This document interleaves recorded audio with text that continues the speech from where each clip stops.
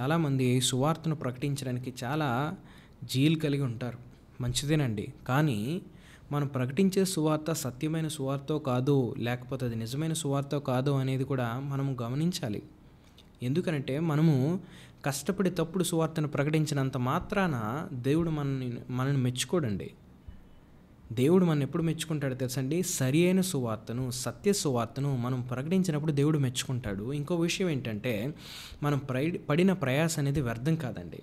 ఒకవేళ మనం కష్టించి మనము తప్పుడు సువార్తను ప్రకటిస్తే మనం చేసిన కార్యాలన్నీ కూడా, మనం పొందిన శ్రమ అంతా కూడా ఏమైపోద్దో తెలుసండి? వృధా అయిపోద్దని చెప్పేసి పౌలు తెలియజేస్తూ ఉంటున్నాడు. అందుకనే పౌలు తాను సువార్తను తెలుసుకున్న తర్వాత ఆయన ప్రసంగించే సువార్త సరైందో కాదో అని తెలుసుకోవడానికి యెరూషలేములో ఉన్నటువంటి ఎల్డర్స్ దగ్గరికి, పాస్టర్స్ దగ్గరికి వెళ్ళి వాళ్ళు ప్రకటించే సువార్త, పౌలు ప్రకటించే సువార్త ఒకటో కాదో అనేది తెలుసుకోవడానికి వాళ్ళ దగ్గరికి వెళ్ళాడు.